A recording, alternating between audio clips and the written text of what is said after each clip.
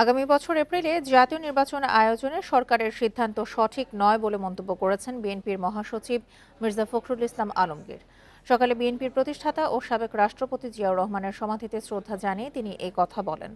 এদিকে জামায়াতে ইসলামী বলছে, সুষ্ঠু পরিবেশ নিশ্চিত হলে সরকারের রোডম্যাপ অনুসারেই ভোট সম্ভব। বান্ডেল থাকলে প্রতি সেনমানিতে টাকা বাঁচবে। বিকাশ সেনমানি বান্ডেল কিনে জিতুন প্রতি লেনদেনে। ঈদুল আজহা উপলক্ষে শনিবার সকালে সাবেক রাষ্ট্রপতি জিয়াউর রহমানের সমাধিতে শ্রদ্ধা জানাতে আসেন বিএনপি মহাসচিব, সাথে দলের স্থায়ী কমিটির নেতারা।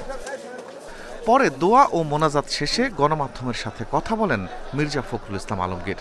এ সময় এপ্রিলে ভোট আয়োজনে প্রধান উপদেষ্টার ঘোষণার প্রতিক্রিয়ায় তিনি বলেন, এই সিদ্ধান্ত সুচিন্তিত নয়। সরকার চাইলে ডিসেম্বরেই নির্বাচন সম্ভব।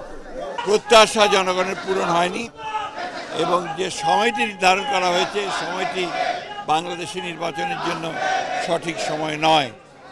এখানে আপনার যে প্রচণ্ড গরম, ঝড় বৃষ্টি হওয়ার আশঙ্কা থাকে ওই সময়, তারপরে রোজার পরেই পাবলিক পরীক্ষা আছে।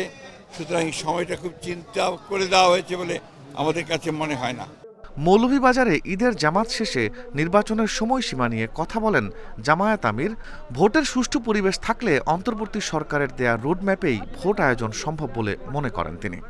দেশের এই সংকট শেষ হওয়া দরকার এবং একটা অর্থবহ নির্বাচন সবার দীর্ঘদিনের আকাঙ্ক্ষা, কারণ 3 বার পর মানুষ ভোট দেওয়ার সুযোগ পায় নাই। আবার আমাদের অনেক যুবক যারা এবার ভোট দেওয়ার যোগ্য হয়েছে তাদেরও সুযোগ সৃষ্টি করে দেওয়া দরকার। প্রধান উপদেষ্টার নির্বাচনের সময় ঘোষণাকে ইতিবাচক বলছেন এনসিপির মুখ্য সংগঠক হাসনাত আব্দুল্লাহ।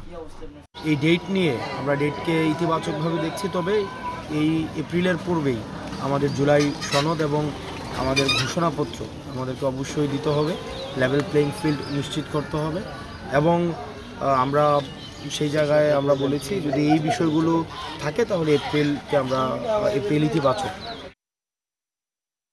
নির্বাচনের আগে জুলাই সনদ ঘোষণা এবং লেভেল প্লেইং ফিল্ড নিশ্চিতের দাবি এনসিপির। Rifat Alam, independent news, Dhaka.